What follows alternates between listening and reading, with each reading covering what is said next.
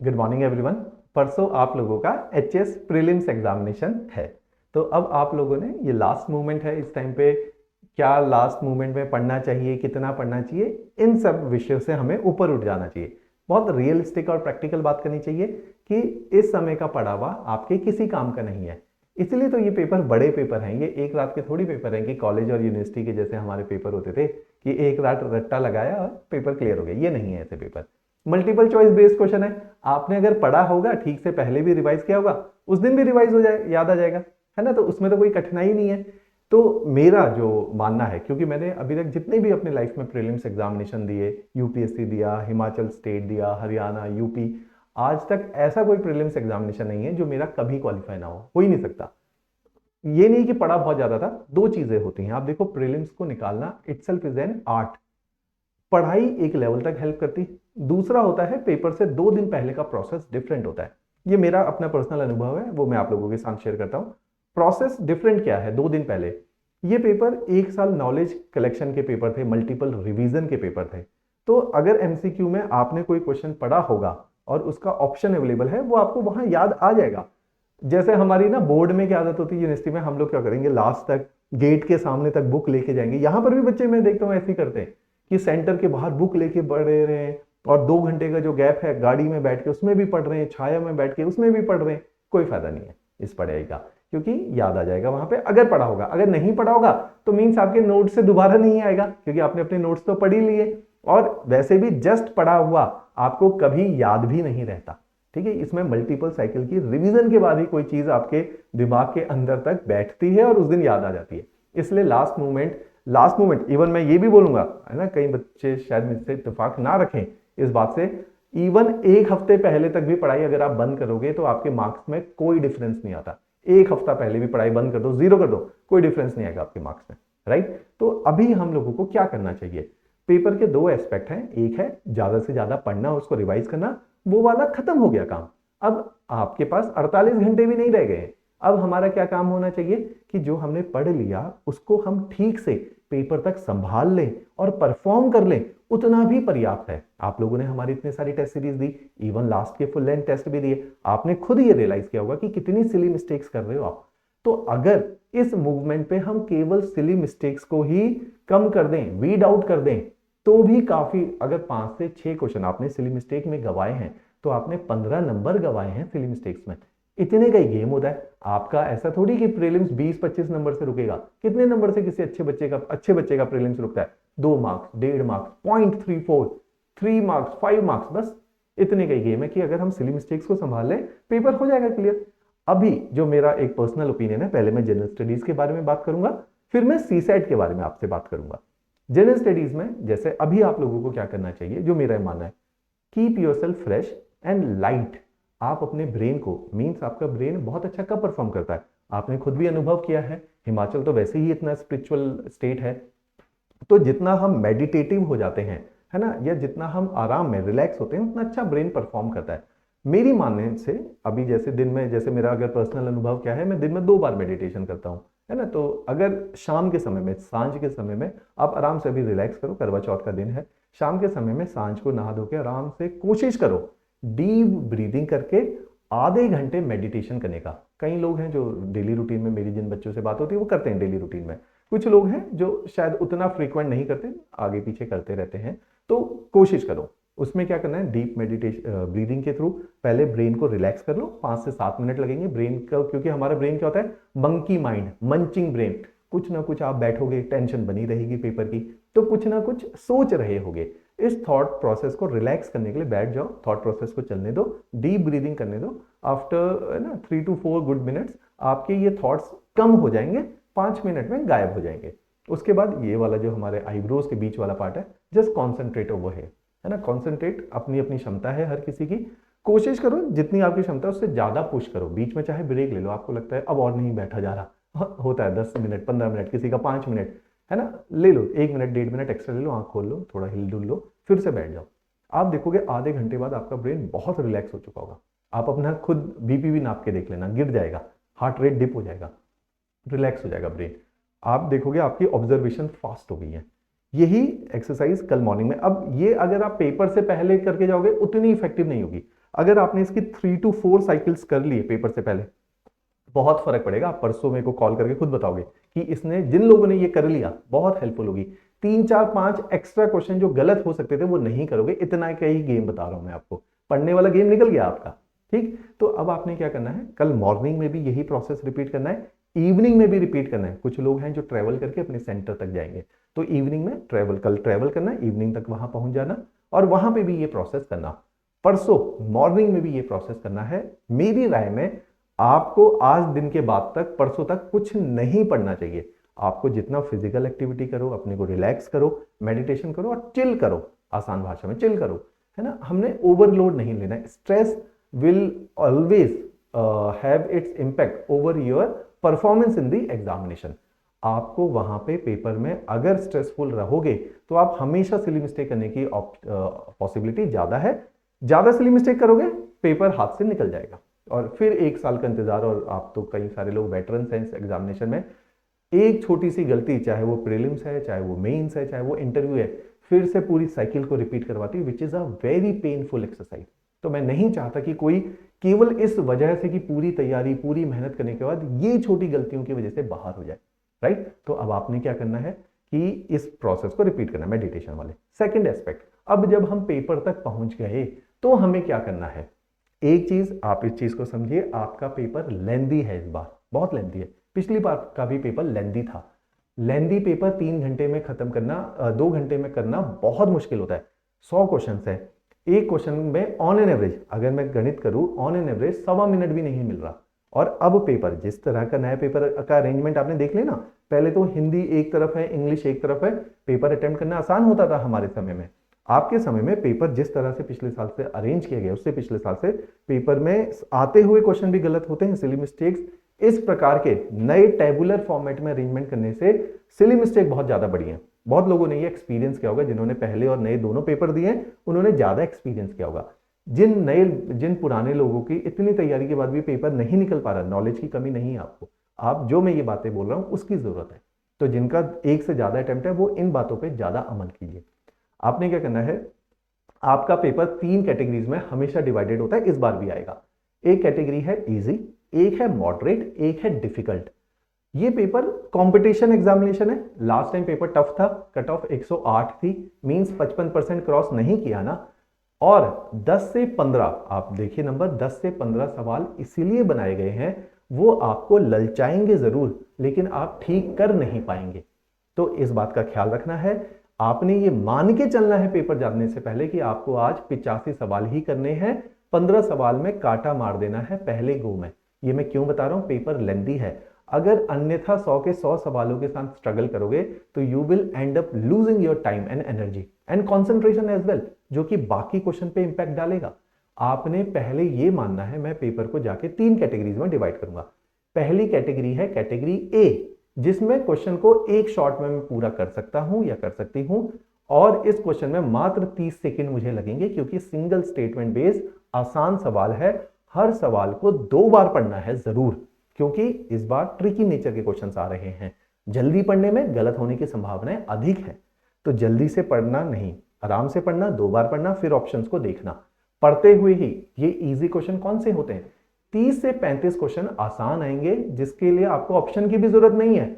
आपने क्वेश्चन को पढ़ा, you know the answer, you are just looking for the right option there. ये आसान सवाल है। आपकी अच्छी पढ़ाई इन आसान सवालों की मात्रा को बढ़ाती है। जिसने बहुत पढ़ाई करी वो 50 सवाल उसको आसान लगेंगे। आसान और कठिन अलग अलग परिभाषा है। मेरे लिए आसान मतलब 70 क्वेश्चन, किसी के लिए आसान मतलब 10 क्वेश्चन, राइट। तो मींस किसी को ये 30 से 35 रेंज जनरली आती है। तो मींस अगर आप 30 से 35 इजी क्वेश्चन को, जिसका बिना ऑप्शन देखे भी कर सकते हो, that is a very very good symbol, means you are having a bright possibility of clearing the prelims in this very attempt. Second part, moderate question. Moderate question में आप क्वेश्चन पढ़ते हो, आपको लगता है हाँ, अगर मेरे सामने ऑप्शन आ जाए जो मल्टीपल बेस्ड क्वेश्चन होते हैं, तो मैं इसमें से सही ऑप्शन तक पहुंच जाऊंगा। ये 20 से 30 सवाल ऐसे रहते हैं, आप इन क्वेश्चंस को भी करिए, राइट। डिफिकल्ट क्वेश्चन मैं उन कैटेगरी में मानता हूं जो आपको बिल्कुल भी नहीं आते, फिर भी आप ऐसे क्वेश्चंस पे चांस ले लेते हो, क्योंकि आपका इंट्यूशन ऐसा बोलता है। आपने ये नहीं करना है। आपने उन क्वेश्चन पे टिक मार देना है, काटा मार देना है, दोबारा मुड़ के नहीं देखना उन क्वेश्चन को, क्योंकि जब समय बच जाएगा, जल्दी पेपर होगा, आप मुड़ मुड़ के उन क्वेश्चन को अटेम्प्ट करते हो। और ये मैंने बहुत आम तौर पे, क्योंकि मैंने इतने सारे बच्चों से बातें करी, उनके एक्सपीरियंसेस की बात करी, बहुत सारे बच्चे क्या करते हैं, पेपर खत्म कर लेते हैं 1.5 घंटे पौने 2 घंटे में, फिर 15 मिनट उन क्वेश्चंस को लटते हैं जो वेरी डिफिकल्ट कैटेगरी के हैं, जो बिल्कुल नहीं आते, और उनको लास्ट में 4-5 ऐसे क्वेश्चन टिक कराते हैं, और अभाग्य ऐसा होता है कि वो क्वेश्चन गलत हो जाते हैं। वो क्वेश्चन गलत होने की संभावना सबसे ज्यादा होती है, क्योंकि उनका कैरेक्टर, हम लोग भी ऐसे क्वेश्चन निर्माण करते हैं, उनका कैरेक्टर है आसान दिखना लेकिन मुश्किल होना और ललचाना, ये उनका कैरेक्टर है। उनमें जो शब्द होगा वो आपने आधा सुना हुआ होगा, तो उससे क्या होता है कि आपको लगता है हाँ यार ये मैं कर सकता हूं, क्योंकि आपका इंट्यूशन ऐसा बोलेगा कि कर दो इसको, तो रोकना है अपने आप को। तो ये स्मार्टनेस है। अपने पेपर को 3 कैटेगरीज में डिवाइड करो, कैटेगरी ए जो आसान है, कैटेगरी बी जो थोड़ा मॉडरेट है, कैटेगरी सी जिसको काटा मारना है, जिनको नहीं छूना है। अच्छा अटेम्प्ट मेरे दृष्टिकोण में, अब हर पेपर का लेवल अलग है, जिस तरह से जो पेपर आजकल आ रहे हैं 70 से 75 क्वेश्चन भी अगर आप कर लो तो I will consider it as a good attempt. Attempt होने को लोग 90 भी करते हैं, उनका अच्छी पढ़ाई है। दूसरा, वो थोड़ा रिस्क टेकिंग कैपेसिटी ज्यादा है, क्योंकि उन्होंने पहले अच्छे क्वेश्चन ज्यादा कर दिए, तो थोड़े क्वेश्चन आगे पीछे हो भी गए, तो they are not it's not that they could not qualify the prelims, तो वो ऑलरेडी 130-40 नंबर की रेंज में खेल रहे हैं, तो वो 2-4 गलत कर भी दे तो उन्हें फर्क नहीं पड़ेगा, क्योंकि कट ऑफ से वो ऑलरेडी 30-40 नंबर ऊपर है। वो लोग 90 सवाल कर लीजिए। जो कट ऑफ के आसपास लिंगर करते हैं उन लोगों ने विशेष ख्याल रखना है। मैक्सिमम लोग कट ऑफ के आसपास ही लिंगर करते हैं, 5-10 नंबर की रेंज होती है। अगर 108 कट ऑफ है तो मैक्सिमम जो पोटेंशियल अच्छा बच्चा है 105 से 108 की रेंज में ही, 110 की रेंज में होगा। कुछ लोगों का 2-4 नंबर से क्वालिफाई हो गया होगा, जिन बेचारों का नहीं हुआ होगा ये सिली मिस्टेक की वजह से 2-4 नंबर से ही रुका होगा। नॉलेज की उनको भी कमी नहीं थी, वो 120 तक भी जा सकते थे अगर ठीक से पेपर को अटेम्प्ट कर देते। तो मींस आपने पेपर में धैर्य, बहुत जो मैंने मेडिटेशन बताई, ये 2-3 दिन मेडिटेशन करने से आपकी सिली मिस्टेक्स कम हो जाएंगी, ऑब्जर्वेशन अच्छी हो जाएगी, रीडिंग जो भी रीड करोगे उसे बहुत पेशेंटली और डीप में आप रीड कर रहे होगे, गलत कम करोगे। ये मेरा पर्सनल एक्सपीरियंस है जो मैं आपसे शेयर करता हूँ। दूसरा पेपर होता है हमारा सिविल सर्विसेज एप्टीट्यूड टेस्ट, जिसमें पिछली बार हमारे बहुत अच्छे अच्छे लोग रह गए हैं और 1 साल का फिर से आप देखिए इंतजार है। तो सिविल सीसेट के अंदर हम लोगों की क्या, मेरा जो पर्सनल आप लोगों का सुझाव रहेगा, देखो 66 नंबर लाने हैं, that's comes out to be 33%। Paper कितना भी कठिन हो जाए, 33% लायक तो हमेशा हर पेपर आसान होता है। अगर कोई इसको भी नहीं क्लियर कर रहा तो मीन्स आप स्ट्रैटेजिक ब्लंडर कर रहे हो। ऐसा नहीं करना। कैसे नहीं करना ब्लंडर, इस चीज को समझो। पेपर के 3 मुख्य अंग है, उसका एक रीजनिंग है, लॉजिकल रीजनिंग, एक मैथमेटिक्स है, थर्ड इज योर इंग्लिश। हर बच्चे की अपनी अपनी खासियत है, कोई इंग्लिश में अच्छा है, कोई मैथ्स में अच्छा है, कोई लॉजिकल रीजनिंग में अच्छा है, और तीनों में से एक एस्पेक्ट बहुत ज्यादा टफ आता है, हमेशा ऐसा होता है। और जनरली आपका दुर्भाग्य कैसा बनाया होता है उन्होंने कि जनरली जो पेपर शुरू होता है, सेट वैसे तो हर सेट में अलग अलग चीजें शुरू होती है, जनरली जो टफेस्ट पार्ट होता है वो पहले नंबर से शुरू होता है। वो जानबूझ के किया जाता है ताकि आपको इसमें फंसाया जा सके। तो आपने क्या ध्यान रखना है कि आपने सी सेट में से 3 पोर्शन आएंगे, एक पोर्शन उस दिन टफ आया होगा, चाहे वो आपका फेवरेट पोर्शन हो, चाहे वो आपका स्ट्रॉन्गेस्ट पोर्शन हो, अगर वो टफ है आप कर लोगे, कीमत देनी पड़ेगी समय से, टाइम ज्यादा लोगे। टफ का मतलब टाइम टेकिंग, टफ का ऐसा मतलब नहीं कि निकलेगा नहीं, निकल जाएगा, अच्छे बच्चे से निकल जाएगा अगर उस पर मेहनत करी हुई है पर्टिकुलर सब्जेक्ट पे, लेकिन उसकी कीमत टाइम से चुकानी पड़ेगी, जो कि मैं यहाँ पे पेपर में सजेस्ट नहीं करूंगा कि आगे पीछे करना हो उसके साथ टाइम खराब तो करिए, पेपर के दिन नहीं करे। आपने देखना है 1 नंबर से चाहे शुरू कर दो, आप पहले आइडेंटिफाई करो, पहले हमेशा 5 मिनट पूरे पेपर को गो थ्रू करो। ये जीएस में भी आपने करना है, so that you can get the category A, B and C. C side में भी गो थ्रू करना है, और आपने देखना है कि आसान कौन सा ज्यादा लग रहा है आज, आपने उससे शुरू कर लो। कोई जरूरी नहीं है कि 1 से शुरू करो, कोई जरूरी नहीं है कि 80 नंबर से शुरू करो, आप बीच में से भी शुरू कर सकते हो। इट्स नॉट नेसेसरी कि आपने फर्स्ट और लास्ट क्वेश्चन से ही शुरू करना है। Always go for the easiest one. क्यों ऐसा बोल रहा हूं मैं? पेपर 2 घंटे का है, कई सेंटर्स का अलग अलग हिसाब है, किसी रूम में घड़ी होगी, किसी रूम में घड़ी नहीं होगी, कई सेंटर्स में आपको घड़ी ले जाने नहीं दिया जाएगा, कई सेंटर में ले जाने भी दिया जाएगा, टीचर से भी टाइम पूछा जा सकता है, प्रोविजन सारे हैं। पहले 1 घंटे में मेरा मानना है आपने केवल 60 क्वेश्चन अटेम्प्ट करने हैं 100 में से। 60 क्वेश्चन अटेम्प्ट करना मींस कि 60% पेपर आपने अटेम्प्ट करना है। 60% करने का मतलब पहले घंटे में 30 क्वेश्चन करना कोई बड़ी बात नहीं है। कौन से 30? टफ नहीं, पूरे पेपर में आसान 30 क्वेश्चन ढूंढ लो, किसी भी सब्जेक्ट के होंगे, आगे पीछे मिला के 30 कर लो। 4 इंग्लिश के कर लो, 10 मैथ्स के कर लो, 10 रीजनिंग के कर लो, 30 का कॉम्बिनेशन पूरा बना लो। 30 क्वेश्चन आपको एटलीस्ट पहले घंटे में अगर आपने 30 कर लिए तो आपको निश्चिंत कर देंगे। अगर पहले घंटे में आप डिफिकल्ट सवाल में उलझ गए, आपका अगला घंटा स्ट्रेस में जाएगा, स्ट्रेस में जाते हुए घंटे में परफॉर्मेंस गिरेगी और आप अच्छे ज्यादा सवाल नहीं कर पाओगे, करोगे तो सही नहीं करोगे। तो आपने क्या करना है, फर्स्ट हाफ में 30 क्वेश्चन मिनिमम बोल रहा हूं, मैक्सिमम नहीं है, 30 क्वेश्चन को टारगेट करना है कि secure your prelims that day, secure your prelims, 60 number secure करो। तो पहले घंटे में 30 सवाल करने हैं आसान, ढूंढो लॉजिक के कौन से 30 आसान है, मैथ्स के कौन से 30 आसान है, फिर इंग्लिश के। अब पहले घंटे में आपने 30 कर लिया, आप निश्चिंत हो गए। अगले घंटे में जैसे मैं जो सेफ स्कोर मानता हूं वो 90 मानता हूं, 200 में से 90 आ सकता है कि किसी को बिल्कुल भी सी सेट ना आए और वो मैनेज करना सीख जाए पेपर को, तो भी वो 90 ला सकता है। बहुत आपकी अच्छी मैथमेटिक्स, रीजनिंग या इंग्लिश होने की आवश्यकता नहीं है, आसान क्वेश्चन करने हैं आपने, आसान क्वेश्चन किए जा सकते हैं।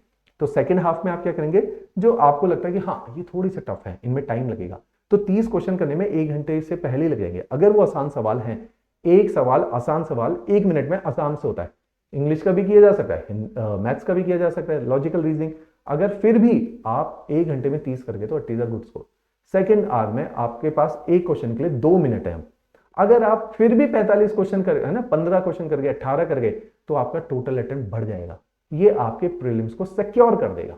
तो आपने कोशिश क्या करनी है, 30 और 30 इस तरह से डिवाइड करना है, चाहे पहले घंटे में आप 30 का 35 कर लीजिए, अगले घंटे में 25 कर लीजिए, 60 क्वेश्चन करने हैं 100 में से।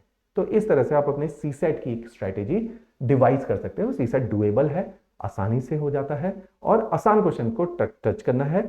सीसेट जिन लोगों का नहीं होता ना, उस दिन गलती कहां करते हैं, डिफिकल्ट क्वेश्चन के साथ उलझने के कारण समय का खराब करना, दूसरा डिफिकल्ट क्वेश्चन को करना जिसमें गलत होने की संभावना ज्यादा है।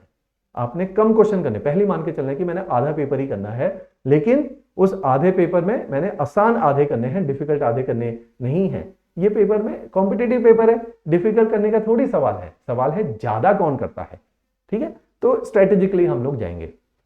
3 बातों पे बात करी। पहली बात, अगले 1.5 दिन कोई पढ़ाई नहीं होगी, बिल्कुल नहीं करना कि जो है सेंटर के बाहर किताबें लेके बैठे रहे, बिल्कुल नहीं करना ये वाला, राइट। दूसरी बात कि हमने क्या करना है कि अपने जीएस को मैनेज करना है, कैटेगरीज में पेपर को डिवाइड करना है, और सी सेट के अंदर हम लोगों ने जो थर्ड हमने बात करी है कि आसान पोर्शन को पिक करना है। जो डोमेन टफ आया है कोशिश करनी है उस दिन उस डोमेन से बचें, अगर वो टफ आया तो मींस उसके 60-70% क्वेश्चन टफ होंगे, हमने उसके आसान क्वेश्चन को निकालना है उस दिन बस, चाहे वो हमारा फेवरेट था, चाहे उसको सेकंड हाफ में रख दो, जिसको लेके आप श्योर हो यार ये टफ है, मैं कर लूंगा या कर लूंगी, टाइम लगेगा सेकंड हाफ में, फर्स्ट हाफ में नहीं।